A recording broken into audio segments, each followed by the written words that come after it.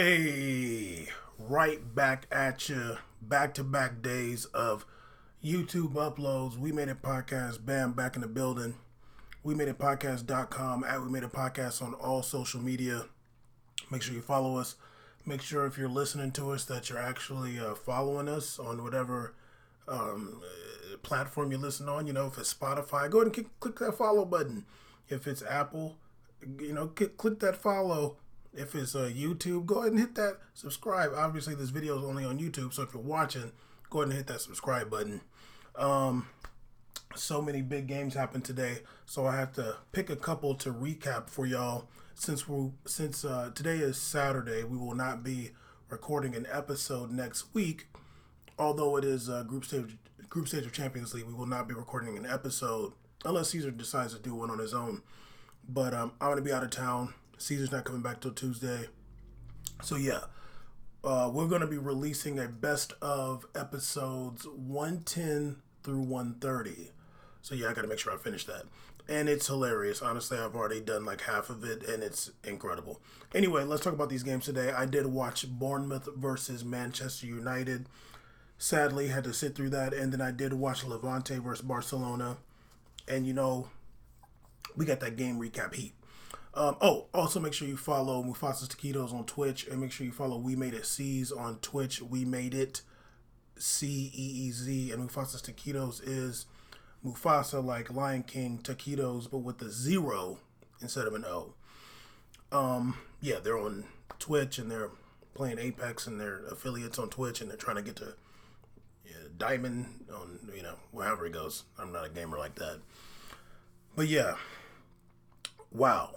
Everybody's seen it already. Bournemouth beat Manchester United. I watched the whole game, and let me get into it. I got some things to say.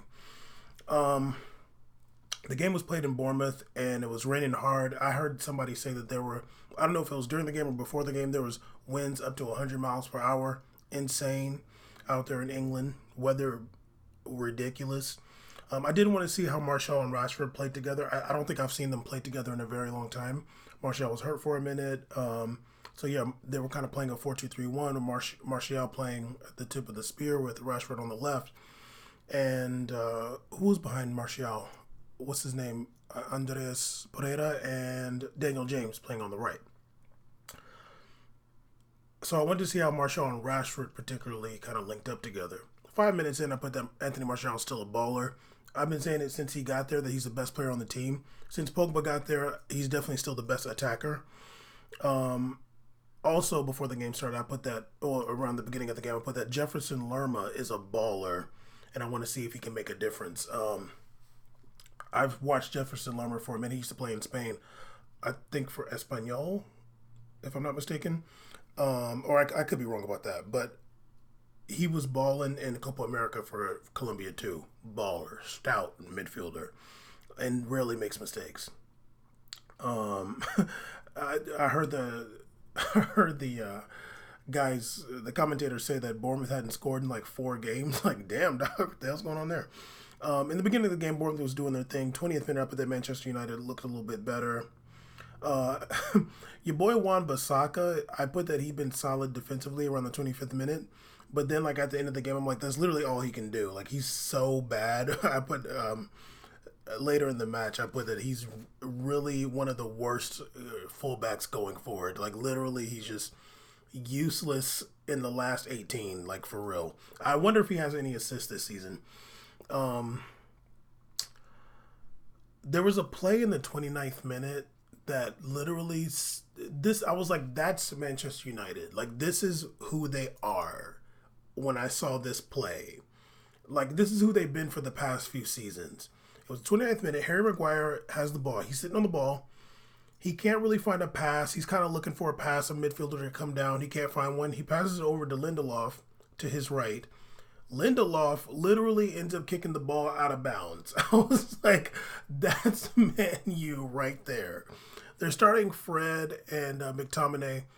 I like McTominay. He's a good player. Fred, like, I'm not going to say Fred's bad, but, like, he's, like, unlucky. I don't know. But it was just like, yo, dude, like, literally the center back, he's not even that far back from the halfway line. can't find a pass, gives it to the other center back, and that center back ends up kicking it overhead out of bounds. Like, ridiculous. To be fair, maybe it got caught up in the wind. Anyway, in the 45th minute, like right before halftime, your boy Josh King got a goal. What does that say? Oh, I said that. Okay, yeah, I remember the goal. Somebody crossed it into him, and he hit it off his chest and brought it down. I put that Juan Bissaka, and yes, I'm saying Juan like Juan, like I'm not saying Aaron Wan. I'm saying Juan like he's Hispanic or from Spain or something. Like Juan Mata. I'm saying it like that. Like I actually write Juan like Juan. I wish I could show you. It won't really show, but I put that Juan Bissaka got a little bit impatient because what's his name? Josh King sitting on him, got his back on him, and he kind of like went around him and tried to like kick for the ball, and it was like, if you just stay there, he can't get the shot off. Like you went for the ball, like if you go for the ball and you miss it, then he can potentially get the shot off. And I just think he got impatient, and I think part of the reason he got impatient is because all he can do is defend. So like he's trying to clear the ball, and he got to Josh King's right. And since he didn't win the ball, Josh King was able to get it down and able to whip that shot in. And it was a nice shot, and it was a goal. De Gea couldn't do anything about that. So, yeah, they go into halftime 1-0 up Bournemouth. And early on in the second half, I put that Bournemouth was putting a lot of pressure. Then a little bit after the 55th minute, I put Lingard's warming up. Oh, no. I don't even know why I'm still giving this guy a chance. Honestly, I think it's just because Holly from Tiki Taka Podcast said that that's her favorite player. So I'm like, that's the only reason I even care to watch him, because he's never done anything to make me actually care about him. But since she said that, then I like care. And of course I did a Lingard tracker, which it was pointless. He didn't really play that long. But yeah, so he came on. In the 60th minute, I was like, okay, you know what? I'm going to fast forward until Lingard comes in or there's a goal. So I fast forwarded. Lingard came in the 68th minute for Andreas Pereira. And literally there was like not much to write home about after that. Bournemouth seals the win, 1-0 at home. Nice win for them. Finally got a goal off. I gave the man of the match to Jefferson Lerma. Anybody watch that game, you saw how solid Jefferson Lerma is. He's like the type of player somebody like a team like Man U needs, like just a solid midfielder who doesn't make mistakes, who wins tackles. They talked about him getting a lot of yellow cards. Like that's fine, you know. I'm down for him to be racking up yellow cards and then serve his suspension and then come back, as long as he's not getting red cards. And I don't know how many red cards, if he's had any this season. But you can, like, if he's getting yellow cards and he's like playing full games, that means he knows what he's doing, you know. He's not like Sergio Ramos, like getting yellow cards and then getting red cards on the second yellow. But yeah, Man U looking bad. I guess, you know, maybe they can redeem themselves this week in Europa League. But yeah, it was kind of unbelievable that they just play. Actually, I want to say unbelievable. They've been playing bad like that for a minute now. Yeah, shout out to Bournemouth, though. And I've always liked Bournemouth. And they used to have my homie Max Gradel, who famously, while he was at Toulouse, ran by Dani Alves with the ball.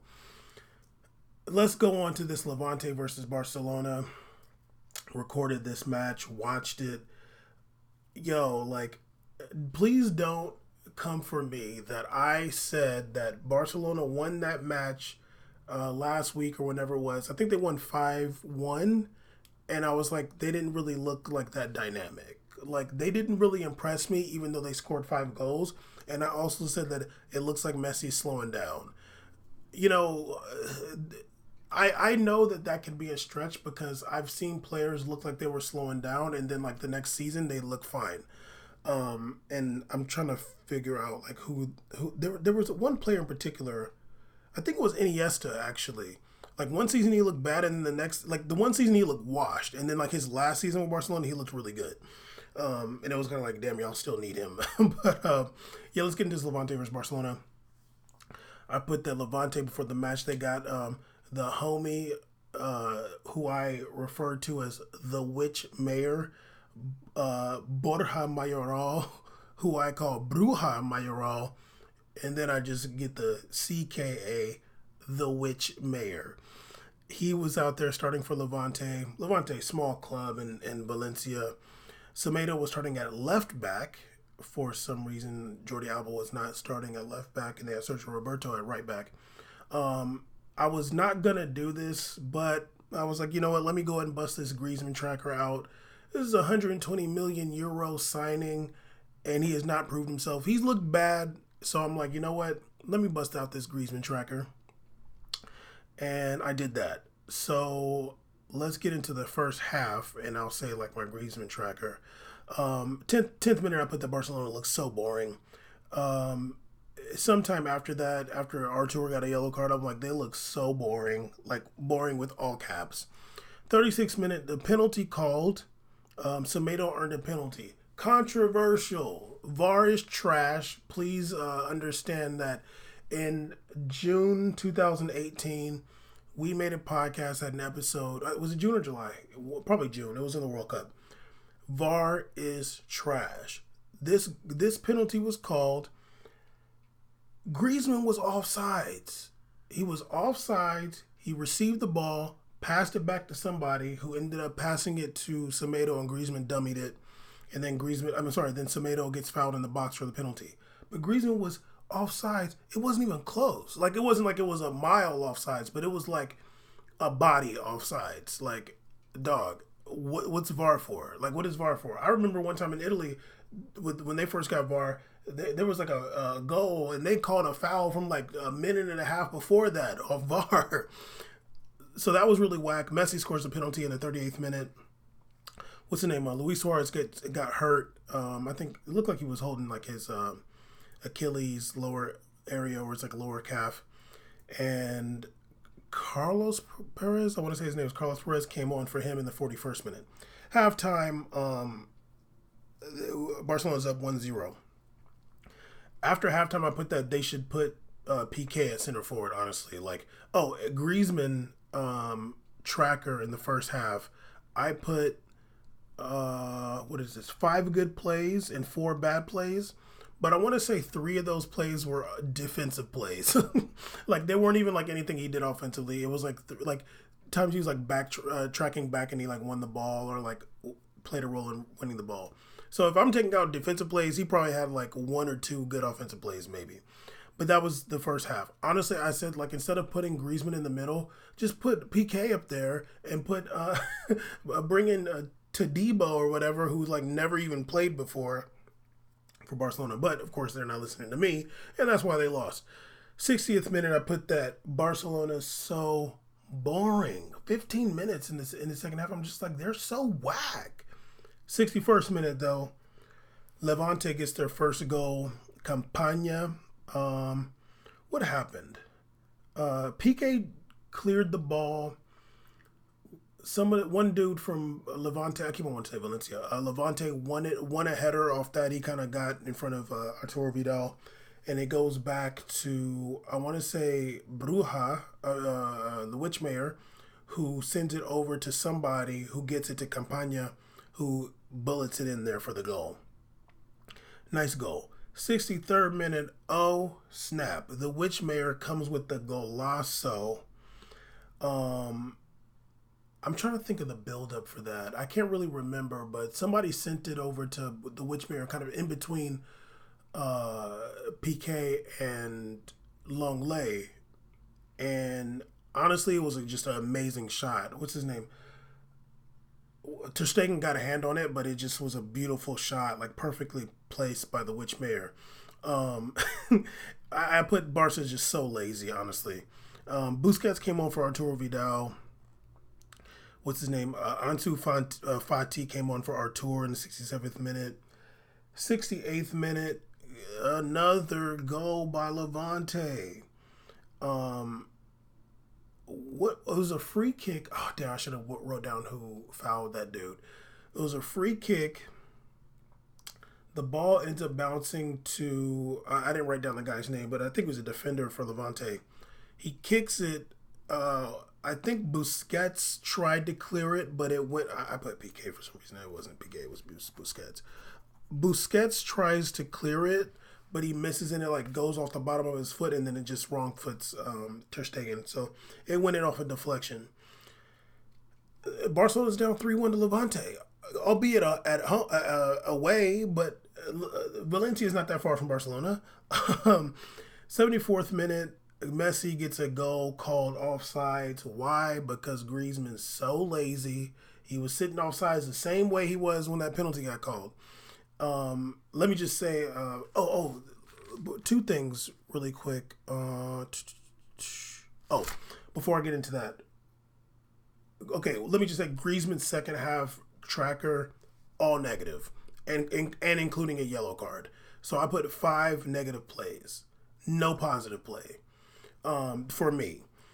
One thing about Barcelona, and I said this before earlier in the season, they just never send in crosses, and I feel like they're limiting their game because they're taking that, like sending in crosses to the box is like a major part of offensive football. They do not do that. Even when Suarez is out there, they do not send in crosses ever. And I don't think they have the players to be trying to like play. They don't play tiki-taka. So it's not like you're going to get all your plays down the middle of the pitch. You got to send in crosses every once in a while. And they literally do not send in crosses ever. Even when Luis Suarez is in there, I don't know what the exact reason is for that, but it really limits their game when they don't have the dynamic dribblers and stuff out there. Like, honestly, the most dynamic dribbler and like person that can really make moves off the ball is Ousmane Dembele.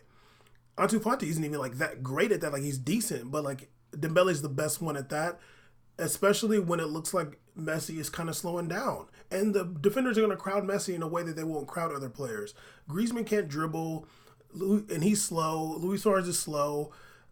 You got to send in crosses, and like maybe they're just like, oh, we don't really have the players for that. But I'm like, well, damn, at the end of the game, why don't you just put PK at center forward? Let him be the person that can get up there and get the ball on his head.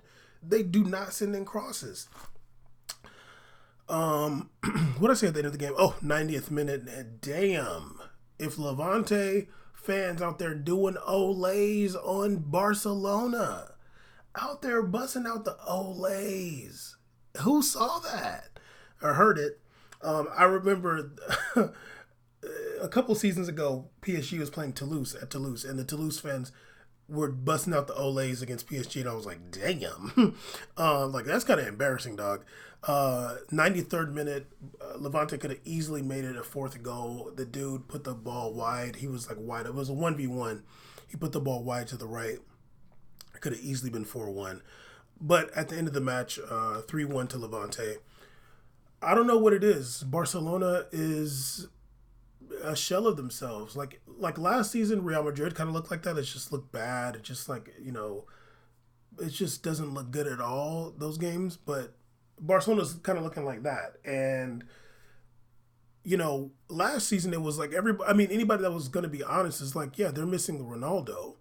Barcelona, I don't know what the excuse is. I know what it is. I know like Luis Suarez is just like a shell of himself. I know Antoine Griezmann is like, Barcelona is not for him, honestly. It's just like Coutinho. And those are the 2 things I know. But it also, the maybe is that maybe Messi is slowing down. Maybe. But who knows? But yeah. Levante, they weren't scared, and they played well against Barcelona. So yeah, we'll see. They'll probably, I'm sure they're going to make it out of group stage in Champions League, but who knows who could beat them in Champions League this season? Could be some bum ass team beat them in the knockout stages. Also, before I go, I want to say I got to show some love to Memphis Depay. I watched the highlights of Lyon versus Toulouse. Obviously, Toulouse ain't some big, scary team like that, but the match was 2-2. And Memphis Depay literally went out there and won it single-handedly for Lyon, and it was a really amazing goal. He had scored a goal earlier on his right foot.